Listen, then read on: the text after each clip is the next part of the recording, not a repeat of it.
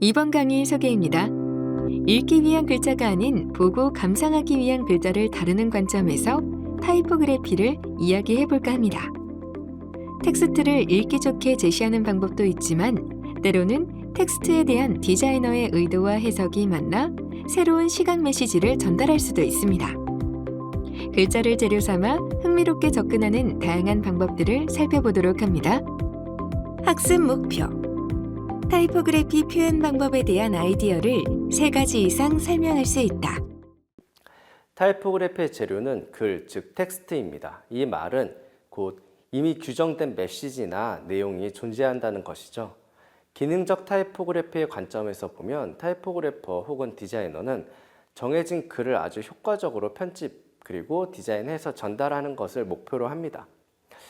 비어트리스 워드가 은유했던 바와 같이 타이포그래피는 마치 크리스탈 고블릿 같아서 와인을 눈으로 확인할 수 있도록 돕는 유리잔의 기능을 해야 한다는 것이죠.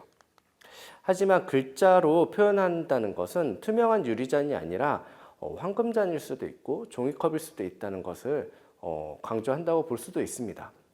은유해 보는 것이죠. 담기는 용기에 따라서 전달되는 인상과 무드가 바뀔 수 있다는 것입니다. 본질은 변하지 않겠지만 전달되는 방식이 달라지는 것인데요. 하지만 포스트 모던 이후에 나타났던 다양한 타이포그래피 실험은 디자이너의 주관을 허용하고 있습니다. 의도에 따라 텍스트가 어떻게 보일지 또는 어떻게 읽힐지를 적극적으로 개입할 수도 있음을 보여주고 있는 것인데요. 물론 텍스트의 원저자와의 합의를 전제로 하겠지만 말이죠.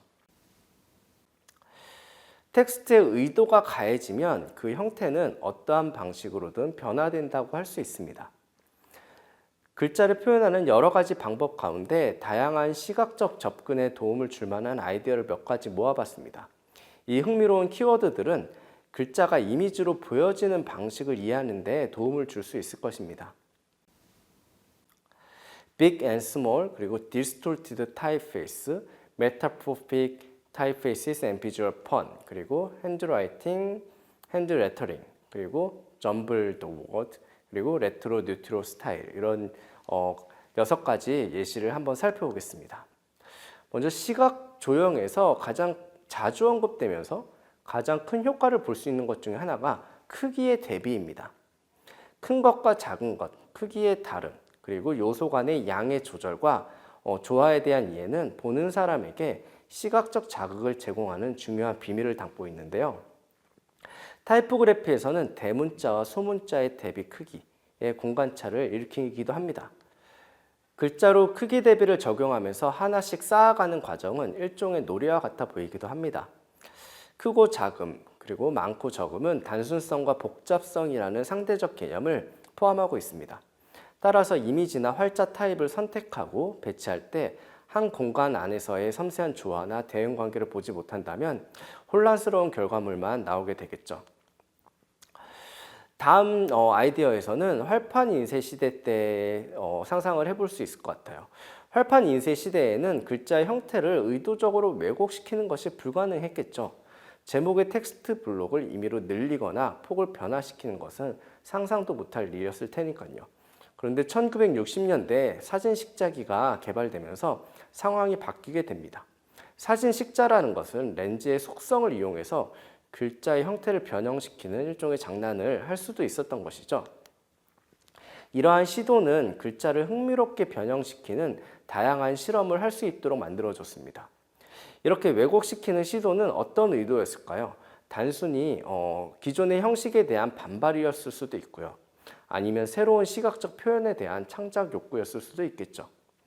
오늘날 디지털 환경에서 이러한 왜곡은 너무나 손쉬운 일입니다. 단순한 워드 프로세서에서도 활자의 장평을 조절하는 왜곡이 가능하고 일러스트레이터나 인디자인과 같은 그래픽 툴을 이용하면 우리가 머릿속으로 상상할 수 있는 거의 모든 형태의 왜곡이 가능하다고 할 수도 있죠. 오늘날 우리가 왜곡된 형태의 글자체를 보는 방식은 형태의 망가뜨림이 아니라 자연스럽게 새로운 창작 결과 혹은 흥미로운 시각 결과물을 탐구하는 수단으로 이해할 수 있습니다. 규범에 대한 반항은 때로는 적극적인 변화를 가져오죠. 그래서 왜곡하는 기법, 그러니까 항상 올바른 커뮤니케이션을 제시하지는 못하겠지만 이런 것들이 새로운 것에 대한 끊임없는 시도를 대표하는 방식이 아닐까 생각해 볼 수도 있겠습니다. 글자체에 적용되는 변형, 메타모포시스 이런 개념은 의도하는 바를 드러내기 위해서 대상, 그러니까 타입이나 글자의 원래 형태를 바꿔치게 하는 것인데요. 그래픽 디자인은 다양한 방식으로 시각적 유희를 시도합니다. 그래서 그중 글자체의 변형은 가장 난이도가 높은 기술 중에 하나라고 볼 수도 있어요. 왜냐하면 누구나 이미 초등학교 시절부터 글자의 고정된 형태를 자기 머릿속에 고정시켜 놓기 때문인데요. 그래서 만약 그 결과가 매우 훌륭하지 못하다면 유희로서의 성과는 큰 효력을 얻지 못하게 됩니다. 반면 그 글자체의 변형이 성공적일 때 그 효과는 더할 나위 없이 만족스러운 결과를 기대할 수도 있습니다. 변형에서 사용한 단서를 보는 사람이 깨닫는 순간 그 유의적 감흥은 시선을 사로잡는 그래픽 메시지를 단번에 각인시킬 수도 있죠. 프랑스 초현실주의 시인 아폴리네르는 자신의 책 칼리그람모에서 자작시를 발표할 때 그 글자들을 수직으로 흘러내리게 함으로써 비가 오고 있는 상황을 은유적으로 표현했던 것이 있습니다. 이 같은 변형은 다양한 방식으로 시도가 가능한데요. 한편 두 가지 이상의 중의를 갖는 시각적 유희는 조금 다른 메커니즘으로 작용하게 됩니다. 펀은 비슷한 발음의 다른 단어로 대체하거나 둘 또는 그 이상의 단어를 허용해서 유머스럽게 만들거나 유희를 끌어내는 것을 말합니다. 타이포그래피에서 펀은 특정한 단어나 단어들의 실제 의미를 보다 증폭해서 전반적인 분위기를 강화하려는 그런 의도에서 사용할 수 있습니다. 오브제 안에 변형된 형태를 대체하여 새로운 의미를 창출하고 그리고 사람들의 흥미를 끌어내는 방식이죠. 이러한 그래픽적 접근 방식은 가장 손쉽게 사용되는 방법이기도 합니다. 비주얼 펀은 시각 언어로서 독자나 관람자를 디자인이라는 놀이 속으로 참여시키게 합니다. 다시 말해서 보는 사람으로 하여금 강한 몰입을 끌어낼 수 있게 한다는 뜻이기도 하죠. 수작업은 그래픽 디자인에 있어서 언제나 매력적인 작업 방식 중에 하나입니다. 특히 오늘날과 같이 디지털 기술이 일반화된 상황에서는 때때로 빛을 발하는 것과 같습니다. 레터링은 정형적인 글자꼴과 비정형적인 글자꼴 중간 어디쯤에 있지 않나 싶은데요. 이들 서로 간의 질감은 서로 다른 쪽으로 뻗어나가고 있습니다. 수작업으로 완성한 레터링은 기존의 타이포그래피 관습이나 디지털 타이포그래피 규격화된 형태에서 자유로워질 수 있도록 돕죠. 한편 핸드라이팅은 손글씨라고 할 수 있죠. 그래서 레터링과는 다른 개념으로 이해해야 합니다. 글자체와 글씨의 차이와 같이 레터링은 형식 구조에 기초하고 있고 손글씨는 일종의 캘리그래피 개념에서 봐서 필체라고 보는 편이 더 정확할 것 같네요.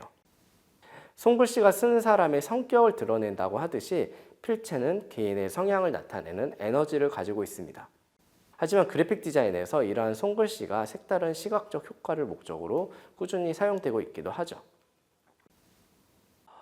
글자들을 뒤범벅시켜 놓고 겹쳐서 쌓아놓은 모습은 마치 수없이 많은 메시지를 한눈에 보는 듯한 압도감을 주기도 합니다.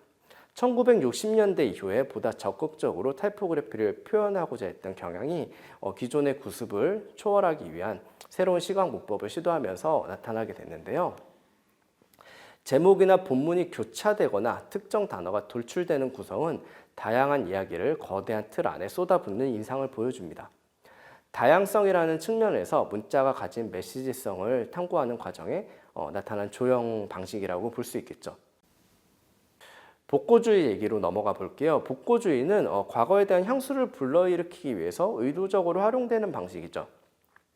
최근에는 뉴트로라는 신조어로 나타난 신복고풍 또한 이러한 복고주의가 새롭게 유행하는 현상을 가리키는 말이 되었는데요. 과거에 글자체들이 새롭게 재해석될 때 사람들이 열광하는 이런 방식은 과거와 현재를 연결시켜주는 역할을 하게 됩니다. 디자이너는 과거의 특정 양식을 계속 꺼내서 활용할 수 있는 보물상자를 한켠에 숨기고 있는 것일지도 모르겠죠. 1960년대 푸시핀 스튜디오는 1920년에서 30년대의 장식적 요소와 60년대 색채를 결합해서 일명 락시 스타일이라는 이름으로 아르데코를 재현시킨 적도 있습니다. 1980년대로 넘어가 보면 폴라시어라는 그래픽 디자이너는 1920년대 러시아 구조주의를 새롭게 생명력 있는 디자인으로 탄생시킨 작업을 알렸었죠. 우리나라의 진로소주 광고, 장기하와 얼굴들을 비롯한 인디밴드들의 로고에서 사용하는 글자체는 어떤가요? 이와 같이 여러 디자이너들은 현대 디자인을 과거에서부터 영감을 얻어서 재해석하고 일부를 차용해 매력을 드러내고 있기도 합니다. 오란시 같은 브랜드들도 과거에 썼던 레트로 스타일을 새로운 방식으로 레터링으로 재해석해서 보여주고 있죠.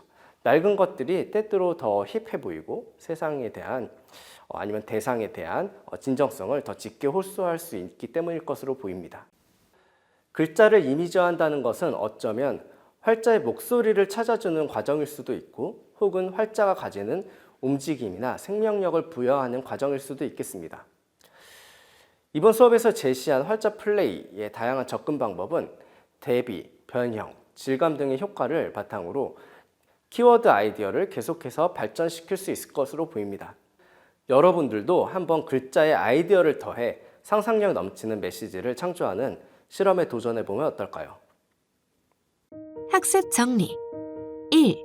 타이포그래피의 표현 방법은 주형 원리와 시즈각 이론을 바탕으로 한다. 2. 활자 플레이의 다양한 접근 방법은 대비, 변형, 질감 등의 효과를 바탕으로 키워드가 확장될 수 있다. 해당 영상에 사용된 자료 출처는 출처 목록 6주차에서 다운로드 가능합니다.